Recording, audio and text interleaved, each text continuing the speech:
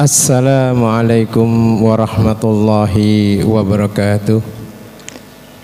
Waalaikumsalam warahmatullahi. Innal hamdalillah nahmaduhu wa nasta'inuhu wa nastaghfiruh wa na'udzu billahi min sururi anfusina wa min sayyiati a'malina may yahdihillahu fala mudilla lahu wa may yudlilhu fala hadiya lahu. Asyhadu an la ilaha illallah wahdahu la syarika lah. Asyhadu anna Muhammadan abduhu wa rasuluhu la nabiyya wa la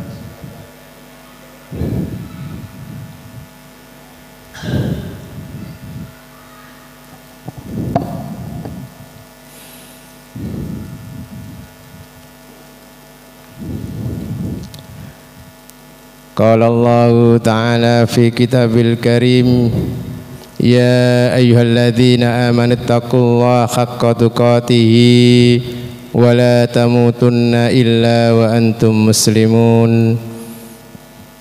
Wa qala Rasulullah sallallahu alaihi wasallam ittaqillaha haitsuma kunta wa atbi'is sayyi'atal hasanata tamhuha wa khaliqin nasa bi khuluqin hasanin. Amma ba'd. Alhamdulillah, marilah kita senantiasa mengucapkan rasa puja dan puji syukur kehadirat Allah Subhanahu wa taala, yang mana pada malam hari ini kita masih diberikan banyak nikmat, nikmat kesehatan, nikmat kesempatan, nikmat iman, nikmat Islam. Itu adalah satu karunia dari Allah Subhanahu wa taala. Dan pada malam hari ini kita masih diberikan oleh Allah nikmat kesempatan untuk sholat maghrib secara berjamaah dan dilanjutkan dengan kajian ilmu. Itu juga karunia dari Allah Subhanahu wa taala yang wajib kita syukuri.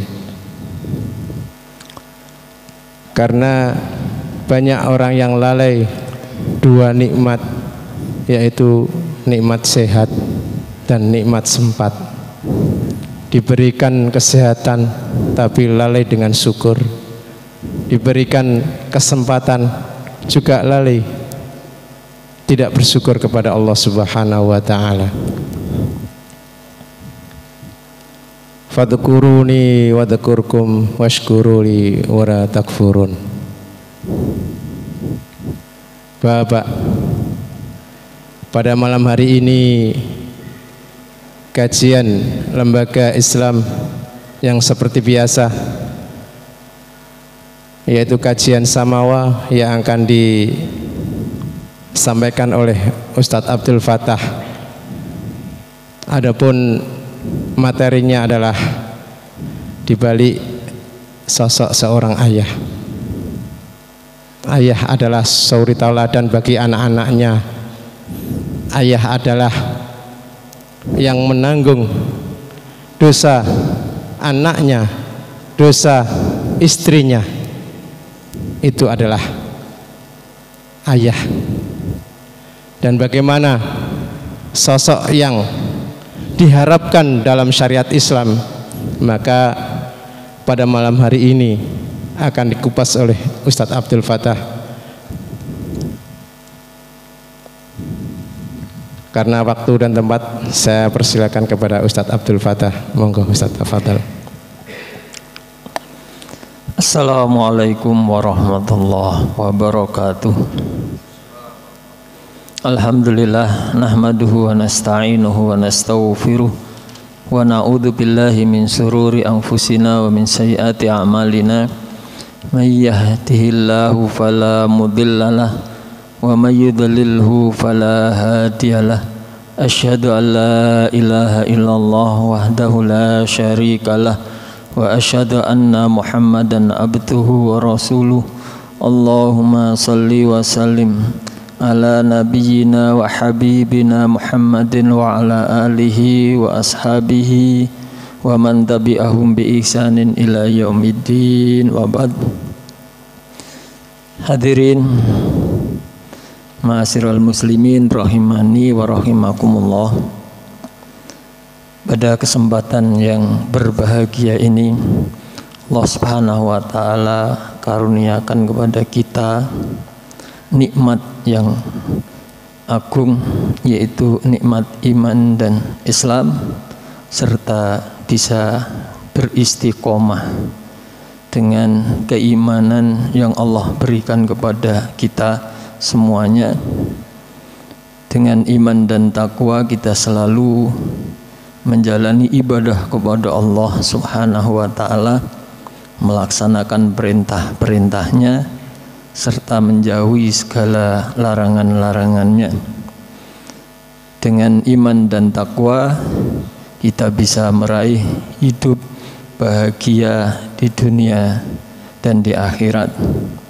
Kita dapat mengenali mana kebaikan dan mana keburukan. Kita dapat mengenali mana yang maslahah dan mana yang membawa mafsadah. Dengan iman dan takwa, hidup kita semakin bermanfaat buat diri kita sendiri maupun manfaat buat untuk orang lain. Hadirin rahimani wa rahimakumullah. Kemarin hari Rabu itu tanggal 12 November. 12 November itu adalah hari ayah. Hari ini tanggal 13 malam 14. Sampai hari ayah itu ditetapkan karena pentingnya sosok seorang ayah. Di Indonesia ini tahun 2024 itu dirilis oleh BKKBN, Badan Kependudukan dan Keluarga Berencana Nasional, itu merilis bahwa 20,9%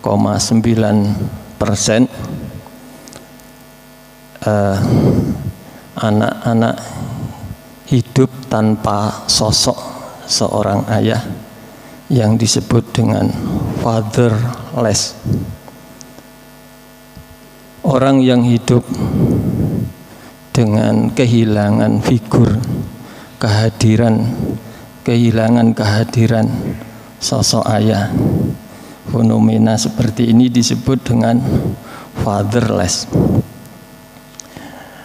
Kemudian ditemukan secara angka ini tahun 2024 menurut Susenas, Survei Sosial Ekonomi Nasional, itu didapati fatherless itu mencapai angka 15,9 juta bangsa Indonesia. Itu berarti 1 di antara 5 anak mengalami fatherless. Anak yang tumbuh berkembang tanpa figur sosok seorang ayah, itu berarti luar biasa, dan sebabnya macam-macam. Kehilangan sosok seorang ayah itu ada yang disebabkan karena yatim, meninggal sang ayah, atau karena perceraian yang semakin meningkat, atau disebabkan karena banyak orang tua yang sibuk bekerja di luar negeri sehingga tidak dapat mendampingi tumbuh dan berkembangnya anak, atau sebab tekanan ekonomi atau sebab-sebab yang lain, memang terkadang ya ada orang tua biologis, tapi keberadaannya seperti tiada. Adanya ayah yang hadir secara fisik dan juga hadir dalam pengasuhan yang dibutuhkan oleh anak itu tidak didapatkan. Nah, fenomena seperti itu dinamakan dengan fatherless. Dampaknya sangat luar biasa. Dampak secara emosional, misalkan anak ini kurang bisa mengelola emosi, mudah marah, depresi, dan lain sebagainya. Atau dampak secara sosial, dari segi sosial kurang pandai bergaul, kurang bisa mengatur pergaulan secara person dengan person yang lain, karena pergaulan itu butuh seni, butuh kesabaran, butuh kelapangan, saling membutuhkan antara yang satu dengan yang lain, dibutuhkan komunikasi yang baik. Itu dibutuhkan kehadiran sosok seorang ayah untuk membimbingnya agar bisa bergaul dengan baik, bisa mempengaruhi teman dalam hal yang positif dan tidak larut dalam hal yang negatif. Itu sangat dibutuhkan sosok seorang ayah di bidang sosial. Dampak di bidang kecerdasan. Seseorang anak yang tumbuh tanpa sosok ayah kurang fokus dalam menerima pelajaran, konsentrasinya kurang karena keberadaan daripada bimbingan seorang ayah kurang, dan dampak-dampak yang lainnya yang sangat banyak. Karena itu penting sekali sosok seorang ayah hadir di tengah-tengah generasi anak, hadir di tengah keluarga. Tidak hanya sekedar orang tua itu hanya berperan untuk memberikan nafkah saja, tapi berperan lebih dari itu, bertanggung jawab terhadap segala persoalan, segala urusan. Sebenarnya peran daripada seorang ayah itu telah ada sebelum keberadaan anak itu sendiri. Jauh sebelum lahir ke dunia itu, sosok daripada seorang ayah itu sudah dimulai. Kapan dimulai sosok seorang ayah? Adalah sejak dia memilih pasangannya, sejak dia menentukan pasangan, sejak itulah ia berperan sebagai ayah. Karena seorang laki-laki yang akan berperan sebagai suami itu dia memiliki visi, punya harapan, punya cita-cita. Harapan, cita-cita, keinginan itu akan diwujudkan dalam bentuk rumah tangga, dan calon yang dipilih, calon yang diinginkan adalah calon yang akan mendukung dan menopang daripada visi, harapan, cita-cita seorang ayah tersebut. Disitulah dia mulai berperan, peran sosok seorang ayah itu. Karena itu di dalam Islam kita harus paham apa peran daripada sosok seorang ayah tersebut.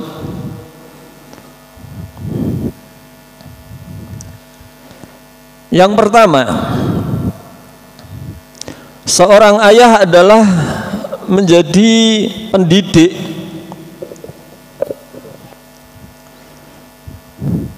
Sebagaimana Allah Subhanahu wa taala berfirman, wa idz qala Luqmanu li ibnihi wa huwa ya'idhu ya bunayya la tusyrik billah inna syirka la dzulmun adzim.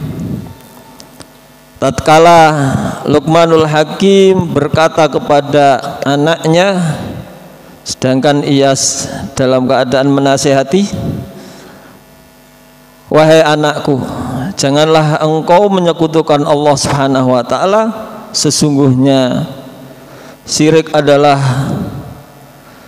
kedzaliman yang besar. Seorang ayah hadir menasihati anaknya,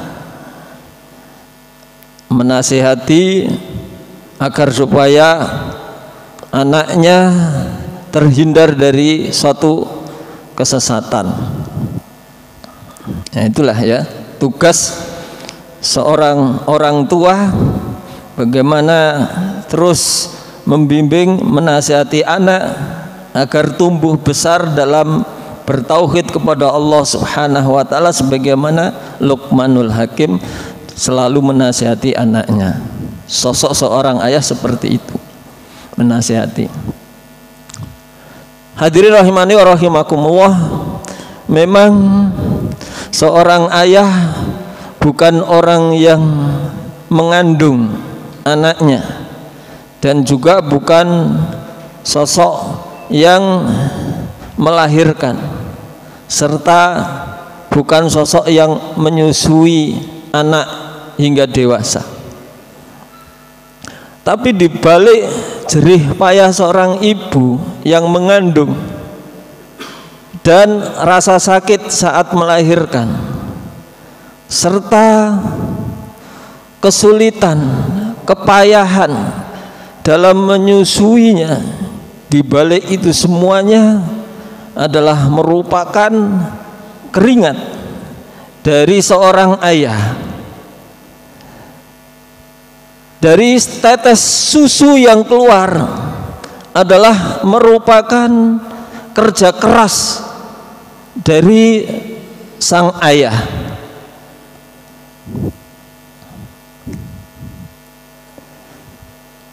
Seorang ibu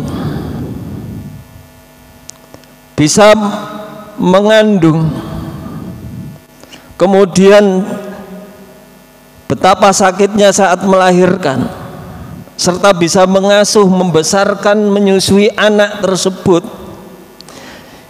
Ia tidak akan bisa melakukan itu semua tanpa dukungan daripada seorang ayah, karena kedatangannya ayah selalu memotivasi, memberi kekuatan spiritual.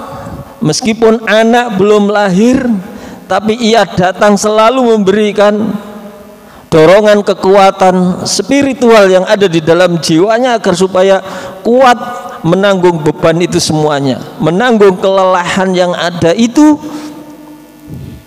Datanglah sang ayah berperan seperti itu, sehingga ibu juga kuat. Ketika lahir, apakah bisa seorang ibu mengasihi anak dengan sempurna tanpa difasilitasi seorang ayah? Enggak bisa. Dia bisa mengasihi anak karena kehadirannya seorang ayah. Dia memfasilitasi, dia selalu memberi. Itulah seorang ayah.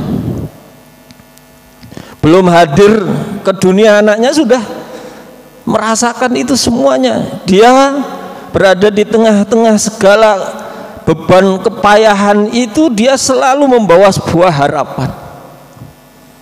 Harapan terbesar bagi seorang anak, seorang ayah, harapan untuk lahirnya sebuah keturunan, lahir seorang anak yang punya banyak keinginan, punya harapan.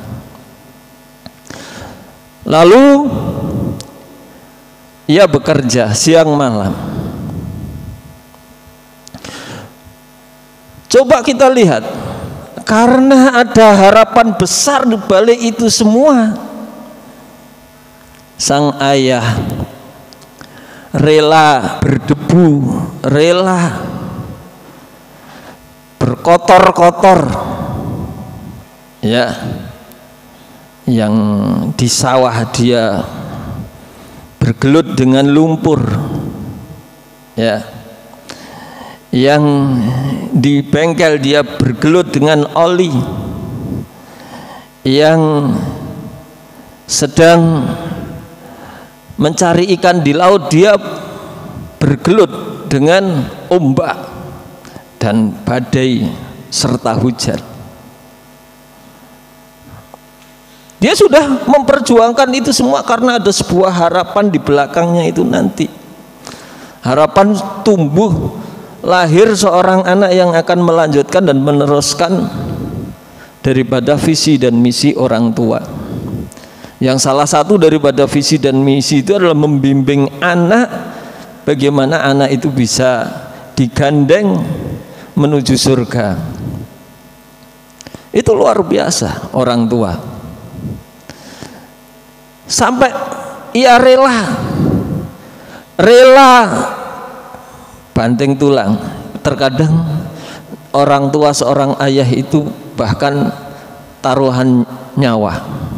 Kalau ibu taruhan nyawa pada saat melahirkan dan saat mengandung, tapi seorang ayah juga taruhan nyawa itu adalah sepanjang masa.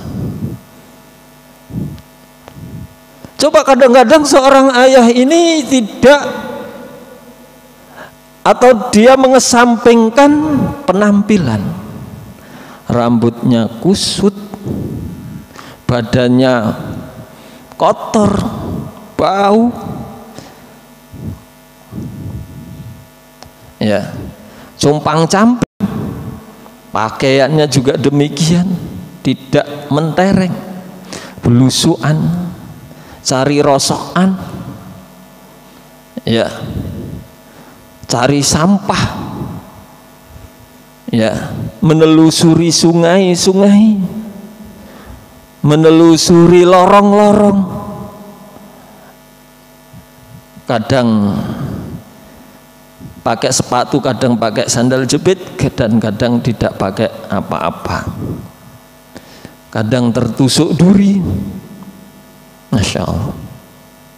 Kadang naik di gedung-gedung, memasang AC, dan terkadang dari ketinggian gedung itu dia terpeleset dan jatuh, taruhannya nyawa. Ada yang nyopir, yang kadang-kadang di jalan terjadi kecelakaannya, taruhan nyawa. Kadang di tengah laut dengan ombak yang sangat luar biasa, lalu kapalnya tenggelam, taruhannya nyawa. Terkadang belusuan di hutan, kemudian dililit ular, dimakan ular, taruhannya nyawa. Terkadang dia memperbaiki mesin, kemudian terjadi error, lalu dia terkena mesin itu hingga kadang tangannya tergilas oleh mesin, kadang badannya taruhannya nyawa. Itu ayah. Demi apa semuanya itu taruhannya nyawa itu? Demi sang anak dan istrinya, dia membimbingnya, ya. Nah, salah satu di antaranya yang diinginkan oleh orang tua, jangan sampai anak tumbuh menyekutukan Allah Subhanahu wa ta'ala, tidak mengenal iman dan takwa, maka ia pertahankan. Kadang orang tua itu sering mengatakan kepada orang-orang yang lain, biarlah kami ayah dalam keadaan jahil, yang penting anak-anakku tumbuh dalam keadaan pintar. Biarlah nasibku, nasib seorang ayah kotor seperti ini, penampilannya wis gak ganteng, sing penting anakku berhasil tumbuh dewasa, sukses, meraih cita-citanya. Itu tekad seorang ayah. Ayah seperti itu diperlukan. Sosok seperti itu diperlukan untuk membangkitkan semangat sang anak. Jika anak tidak mendapatkan jerih payah orang tua yang seperti itu, tidak didapati, ia berkorban untuk anaknya, maka anak ini kehilangan sosok ayah atau fatherless, meskipun ayah ada. Ya. Hadirin rahimani wa rahimakumullah. Ya.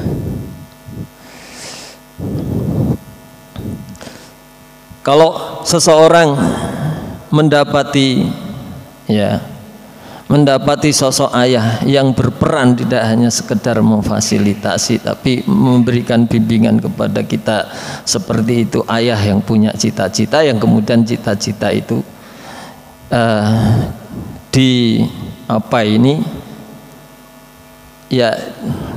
cita-citanya ini dia tumbuhkan di keluarganya, maka kita bersyukurlah kepada Allah Subhanahu wa taala jika kita mendapati sang ayah yang demikian, punya cita-cita yang tinggi, punya semangat hidup, ya. Jadi keberadaan sang ayah yang tidak hanya tadi mengkais rezeki, tapi kemudian ada semangat yang bisa ditiru oleh anak-anaknya. Ia hadir di tengah-tengah itu, ada inspirasi bagi anak, ada sebuah contoh karena sang ayah adalah sebuah contoh perilaku, contoh kesungguhan, contoh semangat, contoh dalam segala hal, yang itu tidak didapati di ibu.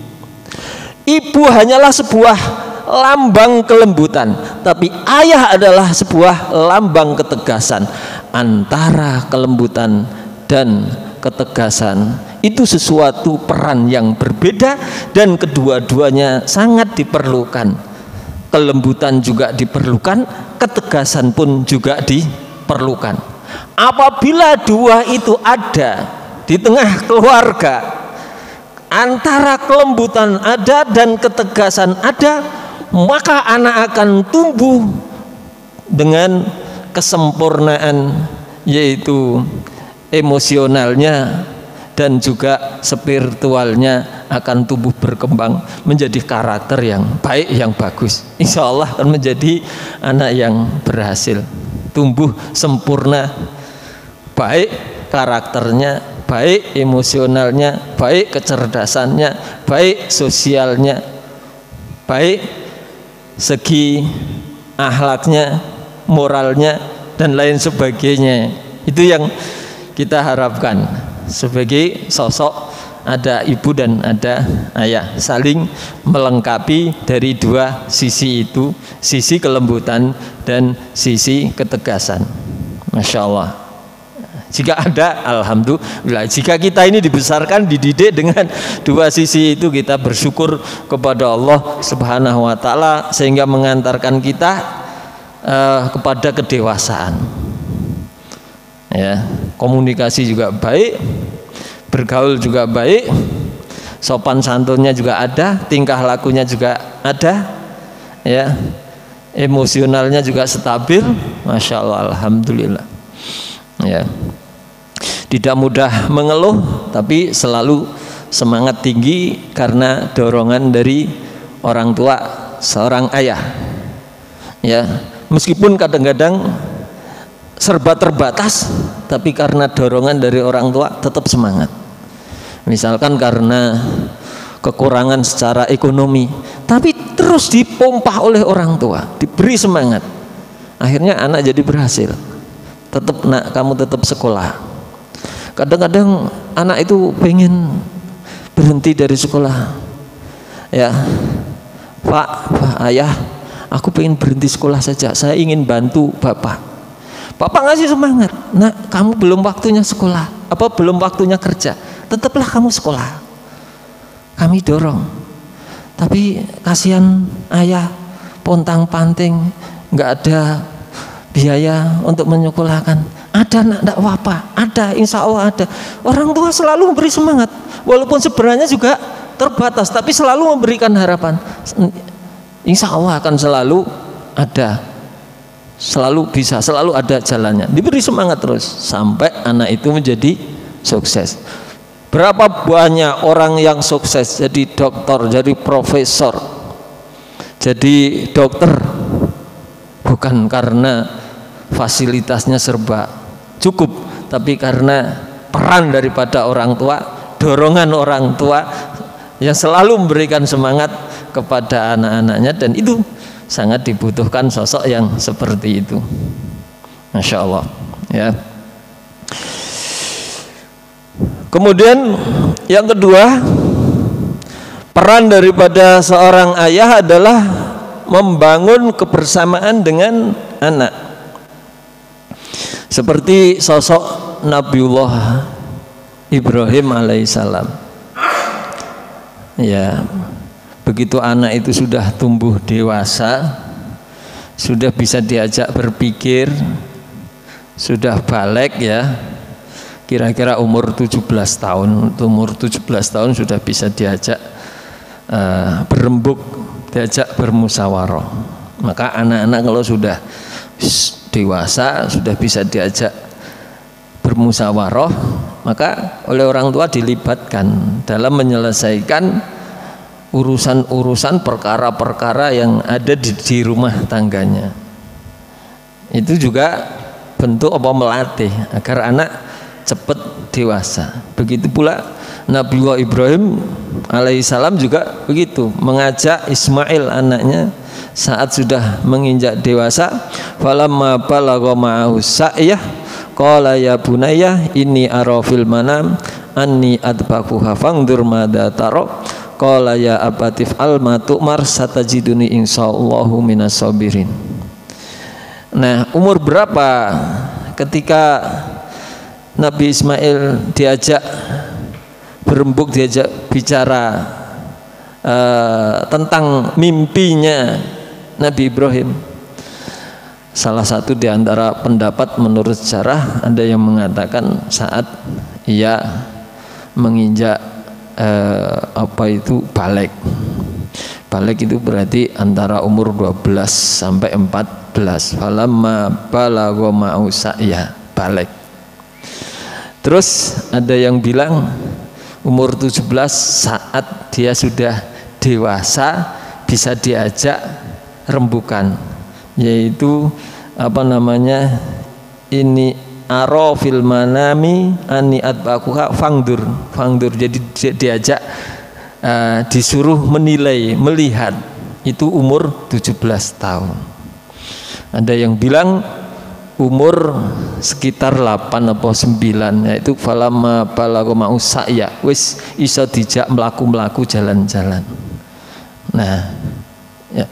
Nah, jadi ketika anak itu sudah menginjak umur dewasa, orang tua mengajak untuk berembuk, yaitu membangun satu kebersamaan dengan anak. Kemudian Nabi Ismail dimintai pandangannya, wahai anakku, aku telah mimpi, dalam mimpiku itu aku menyembelihmu. Bagaimana menurutmu? Fangdur madza tara. Maka Ismail menjawab, ya abatif al matumar. Wahai bapakku, lakukanlah jika memang itu adalah memang perintah Allah.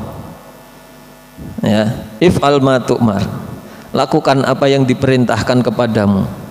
satajiduni insyaallah minasabirin. Engkau akan mendapatiku dalam keadaan insyaallah termasuk orang-orang yang sabar menerima ketentuan dan takdir Allah yang seperti ini. Lakukanlah ya wahai ayah. Ini diajak berembuk bersama. Ada kebersamaan. Ya. Ini penting, ya. Dengan melatih anak membangun kebersamaan, maka anak akan tumbuh sempurna, terlatih untuk menyelesaikan segala persoalan yang ada. Kemudian yang ketiga, senantiasa memberi nasihat, selalu memberikan nasihat, sebagaimana Nabiullah Ibrahim alaihissalam sebagai seorang ayah juga tidak henti-hentinya selalu memberikan nasihat kepada anak-anaknya.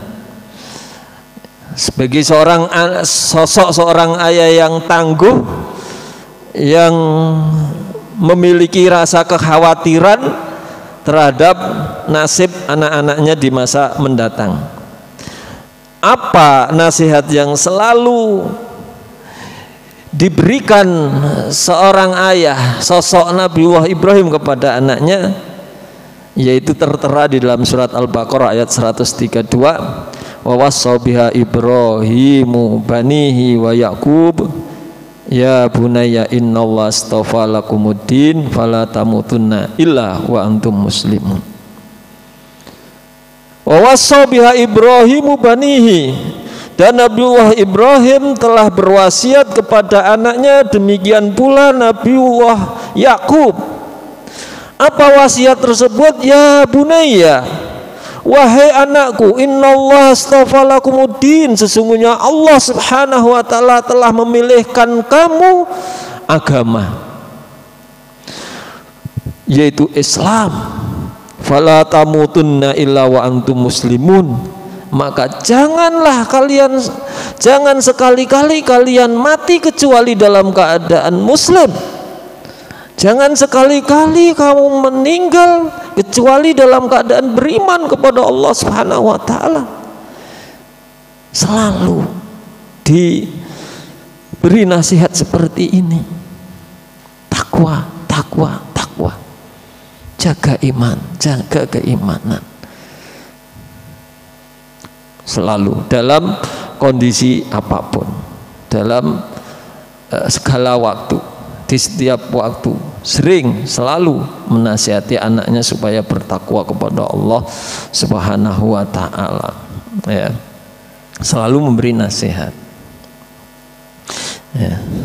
Misalnya anaknya mau sekolah, dinasihati jaga iman, jaga akhlak, jaga ketakwaan.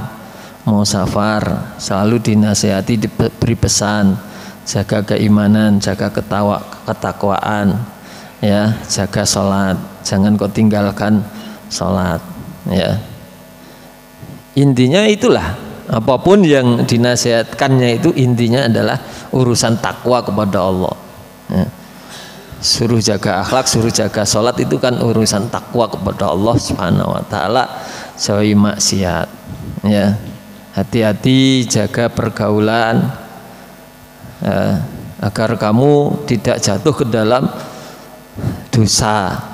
Itu juga intinya adalah nasihat ketakwaan kepada Allah Subhanahu wa taala. Dan sosok seperti itu diperlukan. Kalau tidak mendapati seperti itu, memang berarti apa? Kita punya ayah tapi kita tidak punya sosok ayah yang berperan seperti itu, ya. Dan peran seperti itu tidak harus menunggu kita ini orang yang faqih, kita ini orang yang alim. Tapi intinya juga sama, nggak harus kita ini pinter, pandai, terus kemudian istri kita lebih pandai daripada kita. Tidak. Peran ini harus dijalankan meskipun kita tidak pandai-pandai amat, tapi pesan tetap takwa, takwa, jaga keimanan, ya. Kemudian yang keempat adalah Seorang ayah adalah sebagai pelindung dan pengayom, ya, melindungi anak-anak, melindungi keluarga dari siksa api neraka, ya. Allah Subhanahu wa taala berfirman di dalam surat At-Tahrim ayat 6, ya ayyuhalladzina amanu qu anfusakum wa ahlikum naro wa quduhan nasu wal hijaratu 'alaiha malaikatun ghiladun sidadun la ya'sunallaha ma amarahum wa yaf'aluna ma yu'marun. Wahai orang-orang yang beriman, jagalah dirimu dan keluargamu dari api neraka yang bahan-bahan bakarnya adalah manusia dan batu. Di atas neraka itu ada penjaga yang bernama malaikat, ya, yaitu makhluk Allah, yaitu malaikat Malik, ya, yang kasar, keras, yang tidak pernah membangkang bermaksiat kepada Allah Subhanahu wa taala dan selalu menjalankan apa yang diperintahkan.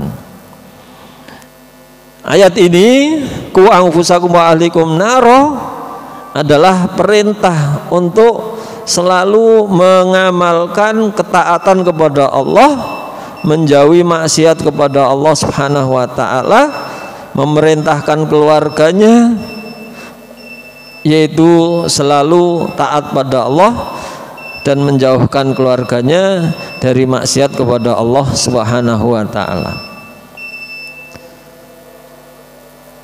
Cukup yang bisa kami sampaikan dalam kesempatan ini. Kita adzan dulu. Iya, kita adzan dulu. Sebelumnya setelah kita adzan ada sesi tanya jawab bagi ibu dan bapak yang mau bertanya karena belum jelas. Nanti ada sesi tanya jawab. Monggo adzan.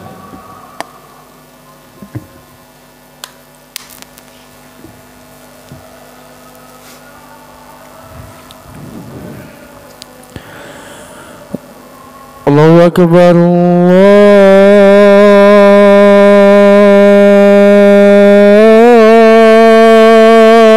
Allahu Akbar.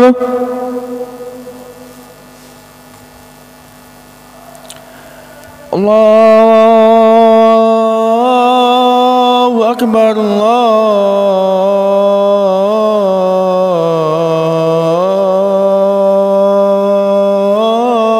Akbar.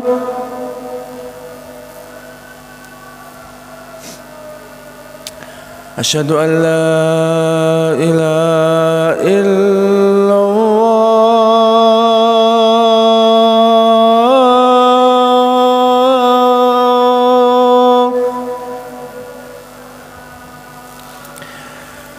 Asyhadu an la ilaha illallah.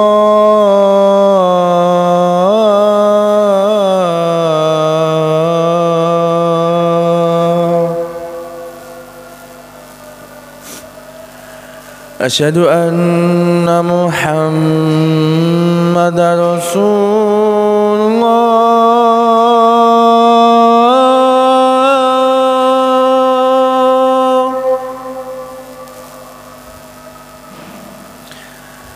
Asyhadu anna Muhammadar Rasulullah.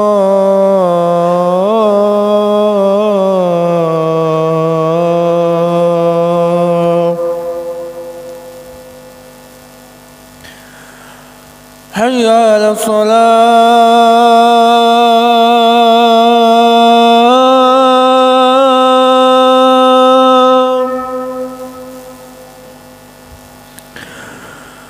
Hayya 'alas shalah.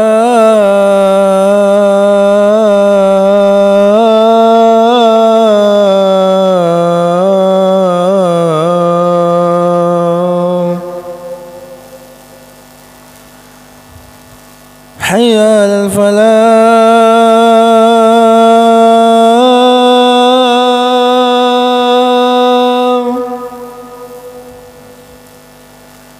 Hayya 'alal falah.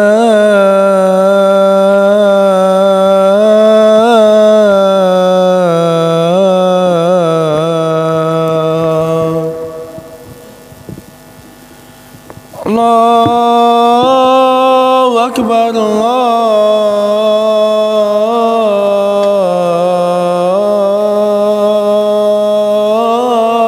Akbar. La ilaha illallah.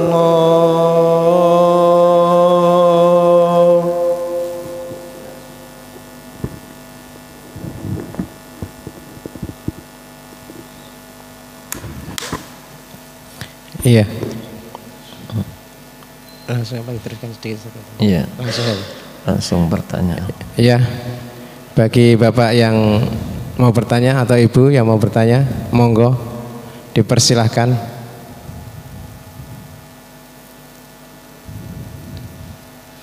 Iya, monggo Pak Yudi.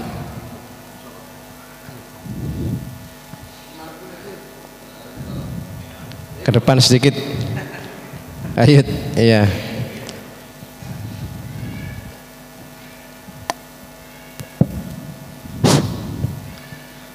Bismillah, terima kasih atas waktunya.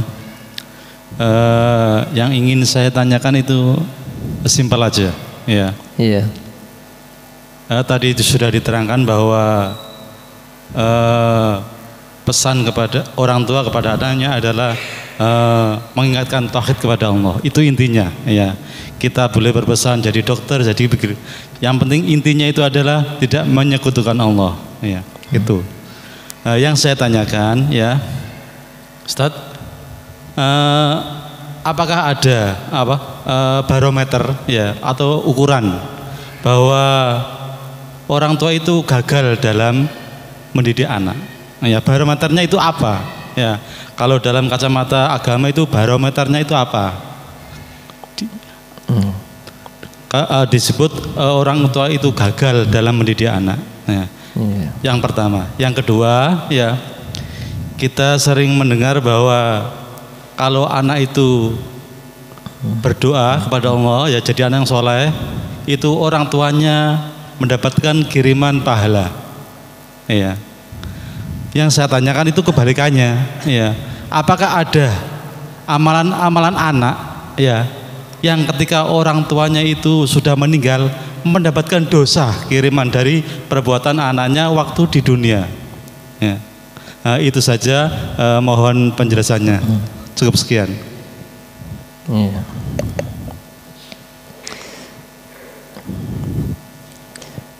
Barometer daripada kegagalan orang tua adalah anak itu dibiarkan, ya, tidak ada rasa tanggung jawabnya kepada anak. Kemudian anak ini secara mental, secara akhlak, secara ini, ya, akhlaknya kurang bagus, kurang baik, ya. Tapi ya sekali lagi, ya, bahwa kegagalan itu belum tentu, ya, salah orang tua, itu enggak, ya. Tapi kan kebanyakan, ya, karena tadi, ya, kegagalan dalam pendidikan anak itu tadi adalah orang tua gagal dalam mendidik, di mana anak dibiarkan sehingga salah pergaulan, ya. Terus kemudian ketika salah pergaulan dibiarkan, terus akhirnya muncullah tingkah laku yang negatif, ya, mungkin terpengaruh, akhirnya terlibat dalam narkoba, ya, naudzubillah min dzalik. Semoga anak-anak kita tidak seperti itu, ya. Terus kemudian terlibat dalam pacaran, terlibat dalam pencurian, ya. Anak tumbuh mencuri karena memang, ya, peran daripada orang tua, ibu dan bapak itu kurang perhatian, jadi perannya kurang terhadap anak. Mungkin banyak faktor ya, mungkin karena orang tua tidak ada di rumah, kerja ke luar negeri ya gitu, atau ibunya juga sama kerja di luar negeri, anaknya dititip-titipkan begitu, itu akhirnya terjadi kegagalan dalam membentuk karakter dari anak tersebut. Ya karakternya itu jauh dari Robnya gitu aja, barometernya tidak mengenal dinul Islam, itu saja ya gampangannya kalau mau disimpulkan. Jadi ya jauh dari Allah, tidak dekat dengan Allah, tidak beribadah kepada Allah dan lain sebagainya, itu ya, itu arti kegagalan. Tapi sekali lagi ketika ada penyimpangan kepada anak, ya juga belum tentu itu orang tua yang salah. Sudah dididik dengan baik sesuai dengan standar yang sudah ada, tapi memang faktor daripada anaknya itu sendiri. Nah, ketika Nabi Nabi Nuh, anaknya ada yang ya, ada anak yang kemudian tidak mengikuti daripada visi dan misi orang tua ya. Itu Nabi Nuh sudah berusaha untuk menasihati terus menerus, tetapi anaknya memilih jalan yang berbeda dengan ayahnya, bukan karena kesalahan orang, tapi nasihat, peran itu sudah dilakukan dengan baik, tapi kadang faktor daripada anaknya itu sendirian gitu ya. Nah, saya kira itu. Kemudian yang kedua tentang amalan anak itu memang bisa mengantarkan kepada orang tua, atau anak itu bisa kirim pahala kepada orang tua. Iya, itu benar. Lah, dosa yang dilakukan oleh anak, apakah juga dosa itu akan bisa sampai kepada orang tua juga? Ya, tergantung. Jika memang orang tuanya nggak ngajari ya kena dosanya. Kalau orang tuanya nggak berperan, tidak bertanggung jawab, ya dia akan menanggung dosa yang dilakukan oleh anaknya karena dia membiarkan ya. Tetapi ketika orang tua itu tidak mengajari demikian, ya walah taziru wasiratu wizra ukhra gitu ya. Ya, setiap orang ya kullu nafsin bima kasabat rahina, setiap orang ya menanggung dosanya masing-masing. Ya, itu orang tua tidak menanggung dosanya ketika orang tua itu telah melakukan sesuatu dengan maksimal.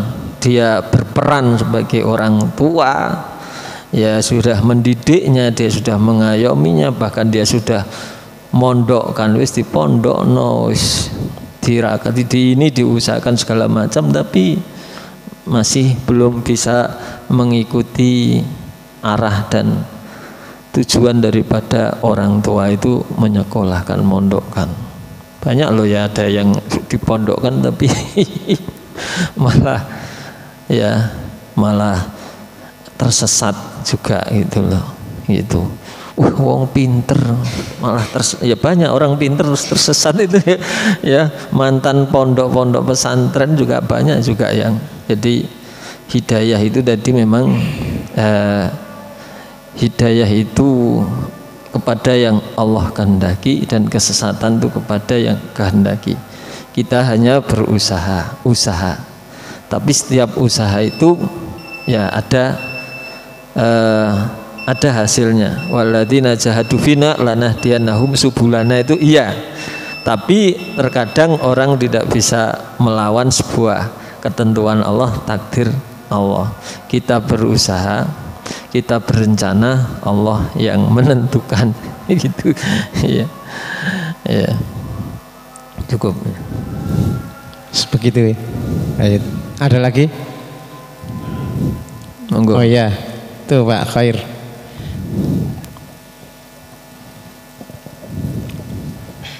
Assalamualaikum warahmatullahi wabarakatuh. Waalaikumsalam warahmatullahi wabarakatuh.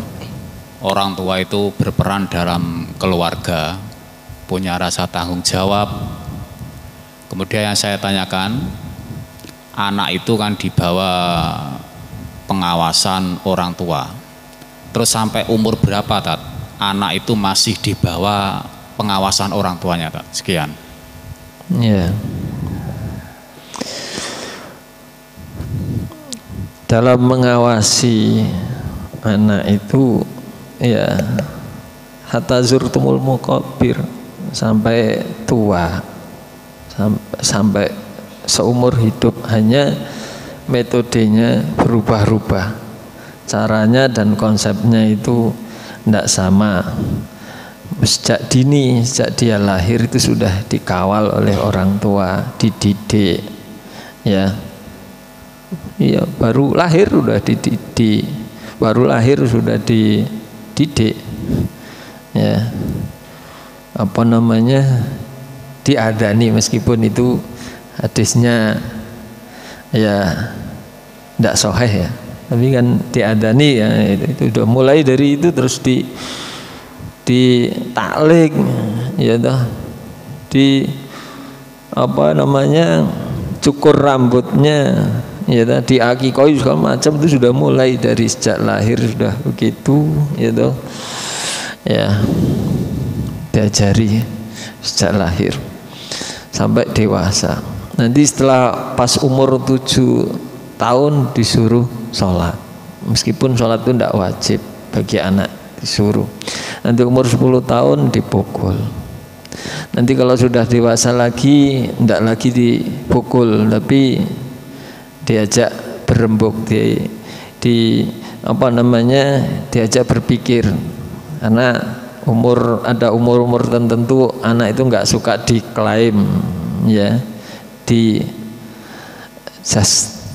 justice, ya. Jadi dia nggak suka di apa namanya, disinggung-singgung. Nah, jadi itu ada semuanya, ada seninya. Jadi diajak untuk berembuk, diajak berpikir, resikonya begini kalau melakukan ini. Karena anak saat umur itu apa namanya, bisa disentuh itu melalui itu tadi, diajak berpikir, kalau kamu melakukan seperti ini itu resikonya begini. Tapi kalau masih kecil belum bisa diajak pikir gitu. Pokoknya iki nggak boleh, ini dilarang. Kenapa tidak boleh? Nggak usah diajak berpikir kenapa ini nggak boleh, ini nggak usah. Nanti kenapa dan kenapa, kalau kenapa dan kenapa itu nanti orang itu setelah balik itu pakai itu. Nanti kalau sudah berumah tangga bagaimana? Apakah orang tua itu udah lepas, tidak tanggung jawab? Masih. Orang tua masih membimbing terus. Hatta zurtumul maqabir itu masih tetap saling nasihat menasihat itu tetap, ya. Umar apa namanya, Ibnu Umar, Abdullah bin Umar udah berumah tangga itu, orang tuanya Umar bin Khattab masih ikut campur, ceraikan istrimu. Loh Pak, kok diceraikan istriku, aku masih seneng, ceraikan. Gitu, ya. Nah, itu artinya kan berarti masih ini apa namanya, memberikan satu bimbingan, ya. Abu Bakar As-Siddiq melihat anaknya setelah menikah ternyata terlambat ke masjid, gitu, terlambat ke masjid. Gara-gara istrimu, kamu terlambat ke masjid, ceraikan istrimu. Itu berarti kan orang tua itu masih membimbing, gitu tuh, membimbing. Hatta zurtumul maqabir, hanya metodenya yang berbeda-beda, ya. Semuanya disesuaikan dengan apa? Umur, dan disesuaikan dengan kondisinya masing-masing, ya. Cukup. Ya seperti itu Mbak Khair ya. Memang orang tua itu adalah tanggung jawab bagi keluarganya, dan kesolehan orang tua itu adalah penentu nanti pada masa anaknya sudah balik. Doa kesolehan orang tua penentu. Akhlak dan karakter seorang ibu juga adalah penentu bagi anak-anaknya. Marilah kita akhiri kajian ini dengan baca alhamdulillah dan doa kafaratul majelis. Alhamdulillahirabbil alamin. Subhanakallahumma bihamdika asyhadu an la ilaha illa anta astaghfiruka wa atubu ilaik. Dari saya sebagai pembawa acara, kalau ada kata-kata yang kurang berkenan saya mohon maaf yang sebesar-besarnya. Akhirul kalam, assalamualaikum warahmatullahi wabarakatuh.